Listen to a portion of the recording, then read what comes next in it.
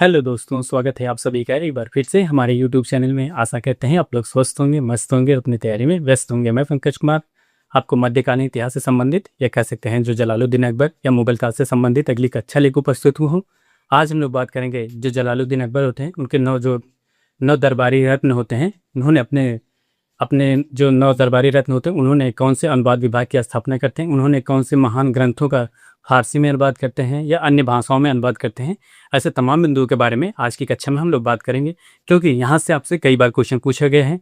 जैसे आपसे पूछ लिया कि जो रामायण हो गई या महाभारत का फारसी में अनुवाद किसने किया था, एक कौन कौन ने किया था। ये कह सकते हैं मुगल काल में अनुवाद विभाग की स्थापना कौन करते हैं। मुगल काल का मतलब अब हम बात करेंगे जो अकबर होते हैं उनके शासनकाल में अनुवाद विभाग की स्थापना कौन किया था। ऐसे तमाम बिंदुओं के बारे में आज की कक्षा में हम लोग विस्तार से बात करेंगे, क्योंकि यहाँ से आपसे कई बार क्वेश्चन पूछे जा चुके हैं और पूछे जाने की शंका रहती है। इस वजह से आज की कक्षा को काफ़ी ध्यान से अध्ययन करेंगे। चलिए हम लोग एक बार अध्ययन के क्रम में हम लोग पिछली कक्षा की बात कर लेते हैं। पिछली कक्षा में हमने क्या क्या बात किया था। पिछली कक्षा की बात की जाए तो उसमें हम लोग में जो दरबारी कह सकते हैं अकबर या जलालुद्दीन अकबर होते हैं उनके 9 दरबारी कवि जो होते हैं कौन कौन से होते हैं इनके बारे में बात किए थे। देखिए वे 9 दरबारी कवि कौन होते हैं। आपको पहले बताया गया था अबुल फजल होते हैं। कौन? अबुल फजल होते हैं। और इनकी जो रचना होती क्या होती है, अकबरनामा क्या होती है, ये अकबरनामा की रचना करते हैं अबुल फजल। और इसी के साथ इनके आईने अकबरी भी होती है। कौन सी? आईने अकबरी। कौन सी रचना होती है? आईने अकबरी। और इन्होंने जो होता है दीन ए इलाही जो धर्म अकबर ने प्रारंभ किया था, क्या होता है दीन ए इलाही धर्म जिन्होंने अकबर ने प्रारंभ किया होता है। इन प्रारंभ करते हैं, जाहिर सी बात है कोई भी धर्म प्रारंभ होगा या तो कोई भी धर्म होगा उसके कोई ना कोई धर्म गुरु या पुरोहित तो जरूर होंगे। जब दीन ए इलाही धर्म प्रारंभ होता है उसके पुरोहित कौन होते हैं? अबुल फजल ही उस धर्म के पुरोहित होते हैं, उस धार्मिक पुरोहित होते हैं। अब हम लोग फैजी के बारे में जान लेते हैं। फैजी जो होते हैं तो अबुल फजल के बड़े भाई होते हैं। क्या होते हैं? सबसे पहले जो फैजी होते हैं अबुल फजल के बड़े भाई होते हैं।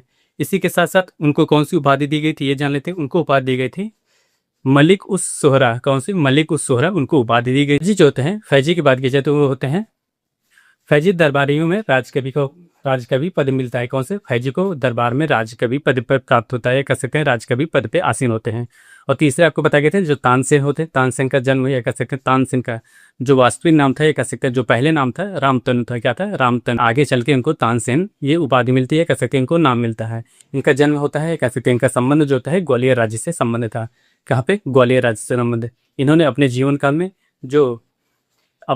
में इन्होंने ध्रुपद गायन शैली, क्या होता है ध्रुपद गायन शैली हो गई, मियावाकी शैली हो गई, ऐसे अन्य विभिन्न शैलियों का इन्होंने अपने शासनकाल में कह सकते अपने समय में इसका आविष्कार करते हैं या इनके जनक होते हैं। अगर आपसे कभी क्वेश्चन पूछ ले मियावाकी शैली के जनक कौन होते हैं या कह सकते हैं ध्रुपद गायन शैली के आविष्कारक कौन होते हैं या उसके जनक कौन होते हैं, वो होते हैं तानसेन होते हैं। कौन होते हैं? तानसेन होते हैं। और उसके बाद इनकी जो कंठभरण विलास शैली थी। क्या थी? कंठभरण विलास शैली थी। कौन सी? कंठभरण विलास शैली थी, ये आपको बताया गया था। और इसके बाद आपको ये बताया गया था जो तानसेन होते हैं, तानसेन ने अकबर के अधीन कह सकते हैं तान सिंह जो होते हैं अकबर के संरक्षण से पहले कहाँ पे थे वो? तान सिंह जो थे अकबर के संरक्षण से पहले जो रीवा के राजकुमार कह सके, रीवा के जो वहाँ के राजा थे, वहाँ के राजा रामचंद्र बघेल थे, उनके संरक्षण में थे। कौन से? रीवा के राजा थे रामचंद्र बघेल, उनके संरक्षण में ये कह सके उनके प्रतिनिधित्व में वहाँ पे उन्होंने अपने पद पर कार्य कर रहे थे। उसके बाद आपको बताया गया था राजा टोडरमल। कौन थे? राजा टोडरमल थे। इनको आपके बारे में बताया गया था 1580 ईस्वी में टोडल बंदोबस्त की व्यवस्था करते हैं या रैयतवाड़ी व्यवस्था का प्रारंभ करते हैं। उसके बाद आपको बताया गया था अब्दुल रहीम खान खाना। कौन होते हैं? अब्दुल रहीम खान खाना। इन्होंने बाबरनामा जो कृत होती है, बाबरनामा कृत की उन्होंने फारसी में अनुवाद करते हैं। उसके बाद आपको बताया गया था मुल्ला दो प्याजा के बारे में बताया गया था। इनके भोजन में 2 प्याज होना आवश्यक था। उसके बाद राजा भगवान दास के बारे में बताया गया था, राजा भगवान दास थे। उसके बाद राजा मान सिंह थे। और उसके बाद आपको बताया गया था जो अकबर के रसोइया होते हैं या जो उनके 9 दरबारियों में शामिल थे, हकीम हुकाम थे। कौन थे? हकीम हुकाम। ये आपको उनके दरबारियों में उपस्थित है। ये आपको कल की कक्षा थी। आज की कक्षा में हम लोग बात करेंगे जो अकबर के शासनकाल में अनुवाद विभाग की स्थापना कौन करते हैं, आखिर उनका क्या नाम होता है, इनके बारे में जानते हुए हम लोग आज की कक्षा प्रारंभ करते हैं। चलिए देखिए जो अकबर के राज कवि होते हैं, क्या होते हैं अकबर के राज कवि जो फैजी होते हैं, उन्हीं के संरक्षण में अनुवाद विभाग की स्थापना क्या होती है फैजी के निर्देशन में या कह सकते हैं उन्हीं के संरक्षण में अनुवाद विभाग की स्थापना होती है। अगला बिंदु लिखें, पहला बिंदु लिखिए, यहाँ पे लिखिएगा। पहला बिंदु जो होता है अकबर के शासनकाल में क्या होता है? अकबर के शासनकाल में फैजी के संरक्षण में, किसके? फैजी कौन होते हैं? अबुल फजल के बड़े भाई होते हैं। फैजी के संरक्षण में फैजी के संरक्षण में अनुवाद विभाग की स्थापना होती है। क्या होती है? अनुवाद विभाग की स्थापना। आखिर अनुवाद विभाग की स्थापना की जरूरत क्यों पड़ती है? अनुवाद विभाग की स्थापना की इसलिए जरूरत पड़ती है, जैसे कुछ महाग्रंथ होते हैं, कह सकते हैं जो कुछ पुस्तकें होती हैं, किसी की रचनाएं होती हैं, अगर वो उसी पर्टिकुलर भाषा में लिखी रहती हैं, तो जैसे उसमें जो उसके जानने वाले होते हैं, कह सकते हैं उस भाषा को जानने वाले होते हैं, उसी भाषा के जानने वाले उस किताब को, या कह सकते हैं उस महान ग्रंथ को पढ़ सकते हैं। बाकी अन्य जो होते हैं, जो अन्य भाषाओं के जानकार होते हैं, उस पुस्तक का मतलब, या कह सकते हैं उन्होंने किस ग्रंथ, कह सकते कौन सा ग्रंथ लिखा, उसके बारे में नहीं जान सकते हैं। इसी वजह से किसी न किसी विभाग में अनुवाद विभाग की स्थापना की जाती है। जैसे अब बात करिए, जैसे सुप्रीम कोर्ट होता है या हाई कोर्ट होते हैं, इनको पहले क्या होता था? पहले जो होते हैं, इनका जो निर्णय होता था सभी अंग्रेजियों में किया जाता था, इंग्लिश में होता था। लेकिन वहाँ पे एक अनुवाद विभाग होता है, वो क्या होता है? सुप्रीम कोर्ट के अंतर्गत या हाई कोर्ट के अंतर्गत एक अनुवाद विभाग होता है। अगर आपको आपके निर्णय के बारे में, कह सकते किसी से जीरा बहस करना है, तो आप हिंदी में, या जो भी आप भाषाएं, कह सकते हैं जो भी क्षेत्रीय भाषाएं हो सकती हैं, उनका उपयोग करके आप उस कोर्ट में, या कह सकते हैं उस अदालत में अपना केस लड़ सकते हैं। ऐसा जरूरी, या कह सकते हैं ऐसा मैंडेटरी नहीं है कि आप उसी भाषा, या कह सकते हैं अंग्रेजी भाषा का ही इस्तेमाल कर सकते हैं।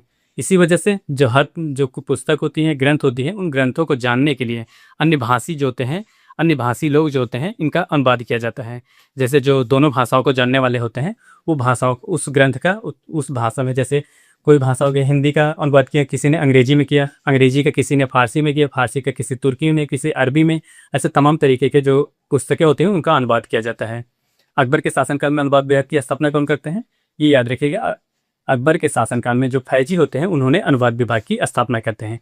अब अनुवाद विभाग की तो स्थापना कर दी, इन्होंने किन किन ग्रंथों का अनुवाद में, या कह सकते हैं किन किन ग्रंथों का अनुवाद कराया गया था इनके शासनकाल में, इनके बारे में चलिए जानते हैं। देखिए, अगर बात की जाए, जो महाभारत होता है, महाभारत जो ग्रंथ होती है, इनका अनुवाद कौन कौन करते हैं, या कह सकते हैं इनके जो महाभारत ग्रंथ होती है, काफ़ी विस्तृत कर सकते हैं, काफ़ी लंबा ग्रंथ होता है। इन ग्रंथों को कई लोगों ने अनुवाद किया है। कहा है एक ही ग्रंथ का एक साथ कई लोगों ने अनुवाद किया है। आप कह सकते हैं कई लोगों का मतलब होता है कुछ भाषा, कह सकते हैं कुछ लोग कुछ दूसरे भाग का, कुछ लोग कुछ अन्य भागों का, ऐसे देखा जाए तो लगभग सभी भागों में डिवाइड करके उसके बाद उन्होंने व्याख्या किया था उस भाग। देखिए, दूसरा बिंदु लिखेगा, अकबर के आदेश पर, क्या होता है? अकबर के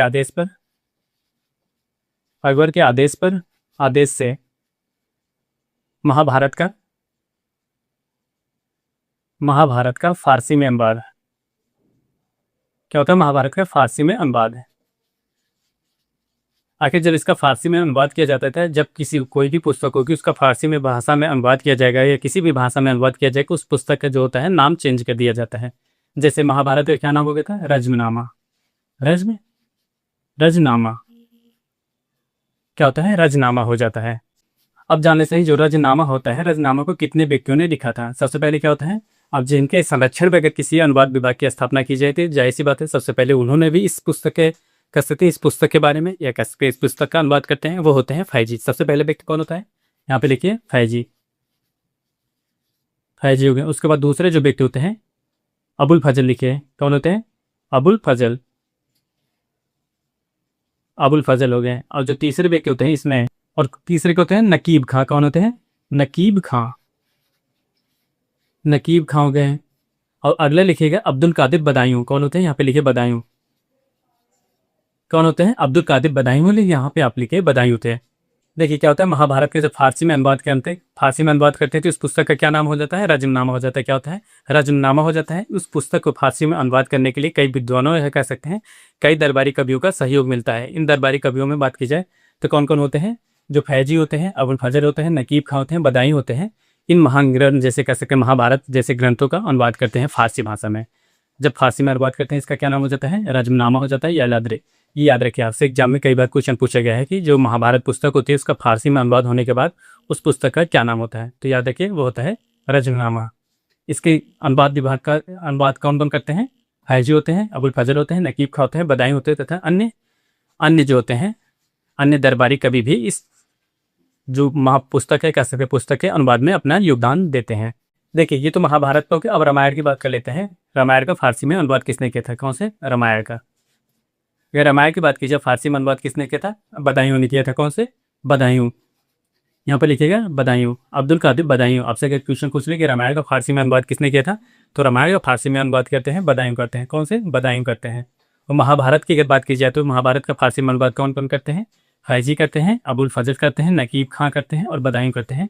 तथा अन्य जो होते हैं दरबारी का भी, उन्होंने भी इसके फारसी में अनुवाद करने में सहयोग करते हैं। अब जान लेते हैं रामायण का किसने किया। रामायण का बदायूं करते हैं। जो लीलावती होता है, कौन सा?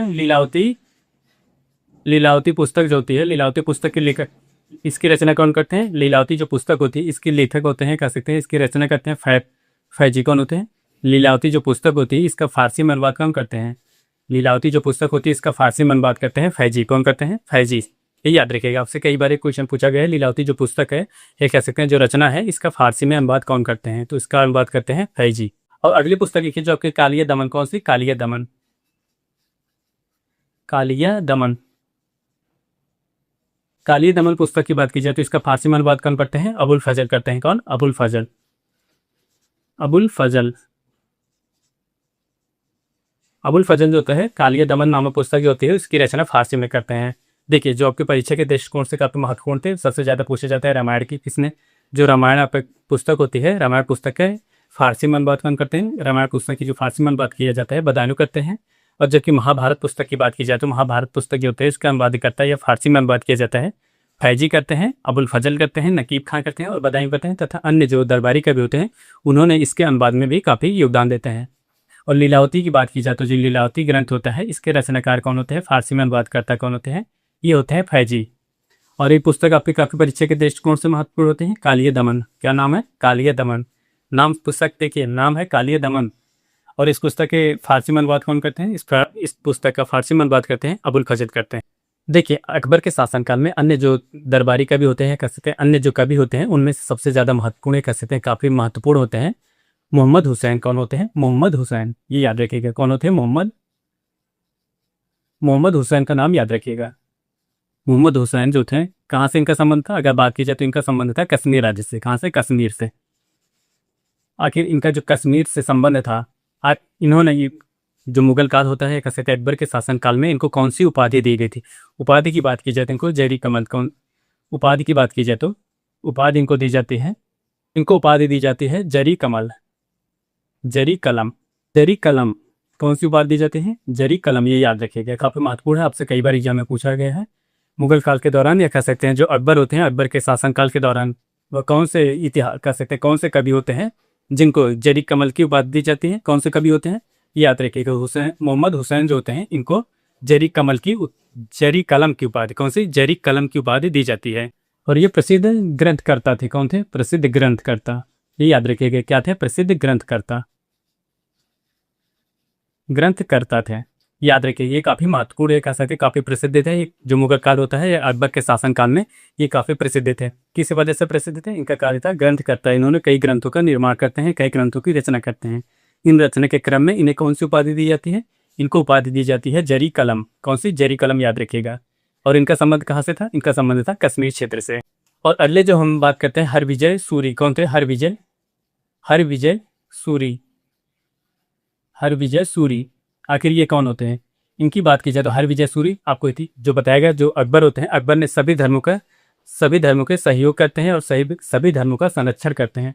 संरक्षण करने के साथ साथ सभी धर्मों का, कह सकते हैं किसी भी धर्म को किसी दूसरे धर्म के ऊपर आरोप नहीं लगा रहे थे कि नहीं आप इस्लाम धर्म को स्वीकार करिए या किसी अन्य धर्म को स्वीकार करिए।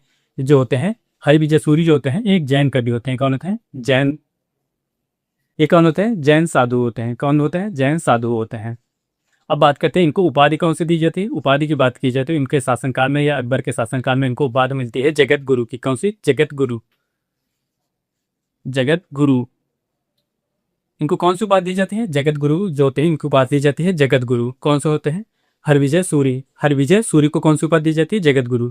अगर देखा जाए तो इस्लाम धर्म में, या कह सकते हैं इस्लाम या मुगल काल के प्रारंभ में या मुगल काल पूरा संपूर्ण मुगल काल में एक ऐसे इतिहास, या कह सकते हैं ऐसे शासक होते हैं जिन्होंने सभी धर्मों को, या कह सकते हैं सभी वर्गों को एक साथ, कह सकते हैं सहयोग से या संरक्षण लेके सभी धर्मों का पुनरुद्धार किया है। कह सकते हैं सभी धर्मों का उन्होंने विकास करते हैं बिना किसी भेदभाव के, चाहे वह जिस धर्म के हो। जैसे देखिए हरविजय सूरी जो होते हैं इनका संबंध किससे होता है? इनका संबंध होता है जैन धर्म से। जबकि जो अकबर होते हैं वो इस्लाम धर्म के अनुयायी होते हैं या इस्लाम धर्म को मानने वाले होते हैं। लेकिन उन्होंने तभी भी अपने साम्राज्य में हर धर्म के लोग कह सकते हैं, चाहे जिस धर्म के लोग हैं, उनको राज दरबार में कभी कभी पद मिला होता है, सेनापति का भी होता है। अन्य प्रशासनिक विभागों में भी अन्य धर्म के लोगों को उतना ही महत्व दिया जाता था जितना इस्लाम धर्म के लोगों का महत्व दिया जाता था। ये अकबर के शासनकाल में ये कार्य होता था। अब हम लोग जो अगले का कह सकते हैं, अगले जो दरबारी कवि होते हैं, कह सकते हैं जो अगले उनके महत्वपूर्ण कवि होते हैं, उनके बारे में देख आगे होता है जिनचंद्र सूरी। कौन होते हैं? जिनचंद्र सूरी के बारे में जान लेते हैं। जिनचंद्र सूरी, जिनचंद्र सूरी की बात की जाए तो इनको कौन सी उपाधि दी जाती है? अगर उपाधि की बात की जाए तो इनको उपाधि दी जाती है, इनको उपाधि दी जाती है युग प्रधान। कौन सी? युग प्रधान, ये याद रखिएगा।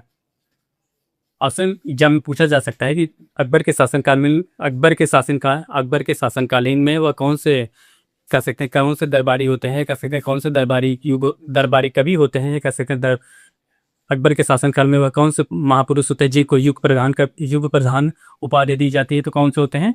वो होते हैं जिनचंद्र सूरी होते हैं। कौन से होते हैं? जिनचंद्र सूरी। आपसे कई तरीके से क्वेश्चन पूछे जा सकते हैं।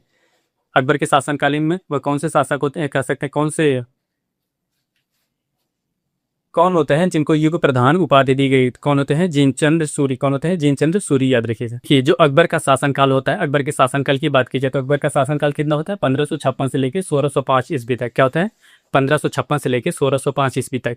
और उसी बीच बात की जाए तो जो इंग्लैंड होता है या ब्रिटिश सरकार होती है, ब्रिटिश सरकार की हुकूमत, ये कह सकते हैं जो यूरोपीय आते हैं, ब्रिटिश लोग आते हैं भारत में व्यापार करने के लिए आते हैं, उस समय जो ब्रिटिश की राजकुमारी होती है या वहाँ की जो शासिका होती हैं, उनका साम्राज्य की बात की जाए या उनके शासनकाल की बात की जाए तो उनका शासनकाल और जो अकबर का शासनकाल होता है लगभग सेम और होता है। उस समय जो ब्रिटिश राजकुमारी होती हैं एलिजाबेथ प्रथम होती हैं। कौन होती हैं? एलिजाबेथ प्रथम। अगर आपसे कभी काल एग्जाम में क्वेश्चन पूछ सकता है कि अकबर के शासनकाल के दौरान जो ब्रिटिश राजकुमारी होती हैं उनका क्या नाम होता है या उनका शासन अवधि है, कह सकते हैं शासनकाल कब से कब तक होता है, तो होती हैं एलिजाबेथ प्रथम होती हैं। कौन होती हैं? एलिजाबेथ प्रथम। ये याद रखिएगा, लिखिएगा। अगला बिंदु क्या आता है? अकबर के शासन के दौरान क्या होता है? अकबर के शासनकाल के दौरान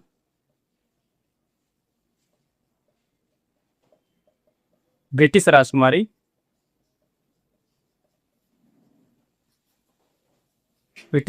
कौन होती? एलिजाबेथ प्रथम।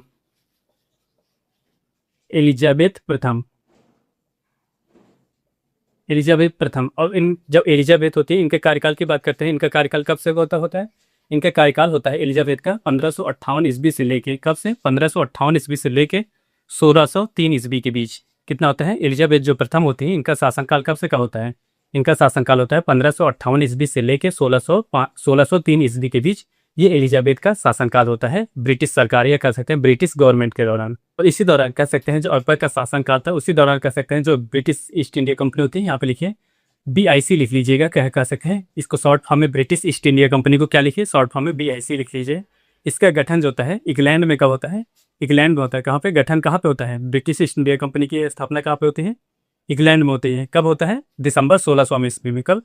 यहाँ पे याद रखिएगा, दिसंबर 1600 ईस्वी में। दिसंबर 1600 ईस्वी में जो होता है ब्रिटिश ईस्ट इंडिया कंपनी की स्थापना इंग्लैंड में होता है। कहाँ पे होता है? इंग्लैंड में होता है। अगर आपसे कभी क्वेश्चन पूछ ले कि वह मुगल काल का वह कौन सा शासक होता है या भारत में उस समय कौन सा शासक होते हैं, या कह सकते कौन से साम्राज्य की स्थापना होती है, या कह सकते कौन से शासक होते हैं जिस समय ब्रिटिश ईस्ट इंडिया कंपनी की स्थापना होती है, तो वो शासक होते हैं अकबर के शासनकाल के दौरान ब्रिटिश ईस्ट इंडिया कंपनी की स्थापना होती है। क्या होती है? ब्रिटिश ईस्ट इंडिया कंपनी की स्थापना किसके शासनकाल में होती है? अकबर के शासनकाल के दौरान इंग्लैंड में ब्रिटिश ईस्ट इंडिया कंपनी की स्थापना होती है। कब होती है? दिसंबर 1600 ईस्वी में। ये याद रखिएगा। और इसी के साथ जो अबुल फजल होते हैं, आपको बताया गया था जो उनको दरबारी कवि होते हैं या नवरत्नों में से एक होते हैं, अबुल फजल ने अपनी पुस्तक जो होती है, अबुल फजल ने अमेरिका की खोज के बारे में उल्लेख करते हैं। क्या होता है? यहाँ पे लिखिएगा। अबुल फजल जो 9 दरबारियों में से एक होते हैं, अबुल फजल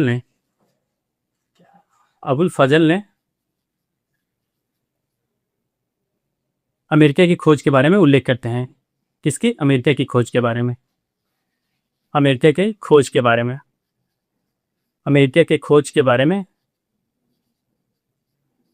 बारे में उल्लेख करते हैं। क्या करते हैं? उल्लेख करते हैं। अगर आपसे क्वेश्चन पूछ ले कि वह कह सकते हैं वह अकबर के शासनकाल के वह कौन से दरबारी कवि होते हैं जिन्होंने अपने पुस्तक में अमेरिका की खोज के बारे में उल्लेख करते हैं? तो वो कौन होते हैं? वो होते हैं अबुल फजल होते हैं। अबुल फजल एक ऐसे दरबारी नवाब थे जिन्होंने अमेरिका की खोज के बारे में अपने पुस्तक में इसका जिक्र करते हैं या उल्लेख करते हैं। देखिए, जो ब्रिटिश गवर्नमेंट अगर कहा जाता है, जब ब्रिटिश ईस्ट इंडिया कंपनी का स्थापना हो गई, स्थापना होने के पश्चात जो वहाँ के शासक थे या कह सकते हैं जो वहाँ के सचिव होते थे या उस कंपनी के जो सचिव होते थे, भारत में व्यापार करने के लिए आते थे। व्यापार करने के लिए जब वो राजा से मिलते थे, राजा उनको क्या होता था, प्रसन्न होकर, या कह सकते हैं जब कोई उस समय राजा होते थे, राजा को प्रसन्न करने का एक ही माध्यम था, आप किसी को कह सकते हैं उसके बारे में अच्छी बातें कहिए या उसके बारे में बढ़ा चढ़ा के बोलिए, तो वो व्यक्ति आपसे काफ़ी प्रसन्न होता है। प्रसन्न होने के पश्चात जो रियायतें होती हैं, कह सकते हैं छूट होती है, वो राजा आपके व्यापार में काफ़ी छूट प्रदान करता है। यही कार्य करते हैं जो रॉयल फिंच होते हैं। कौन होते हैं? Royal Finch. देखिए, जो रॉयल फिंच होते हैं, कौन होते हैं? रॉयल फिंच जो थे, रॉयल फिंच होते हैं 1583 से 86 के बीच में। कब? 1583 से 86 के बीच में ये क्या करते हैं? ये आते हैं भारत। कहाँ आते हैं? भारत आते हैं। भारत आने का क्या उद्देश्य था? भारत आने का इनका उद्देश्य था कि वे भारत से व्यापार कर सकें। भारत से व्यापार करने का इनका क्या मतलब था? इन्होंने जब आते हैं उसके बाद ये कहाँ पे जाते हैं? अभी आते हैं, सबसे पहले जाते हैं आगरा, फतेहपुर सीकरी जाते हैं। कहाँ पे? फतेहपुर सीकरी होते हुए आगरा जाते हैं। ये जो ब्रिटिश होते हैं, कह सकते हैं ये अंग्रेज होते हैं, भारत में सबसे पहले फतेहपुर सीकरी, ये लिखिए फतेहपुर सीकरी, फतेहपुर सीकरी,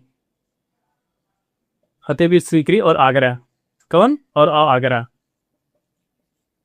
आगरा आने वाले पहले अंग्रेज होते हैं, आने वाले पहले ब्रिटिश होते हैं या पहले अंग्रेज होते हैं, याद रखिएगा। ब्रिटिश होते हैं।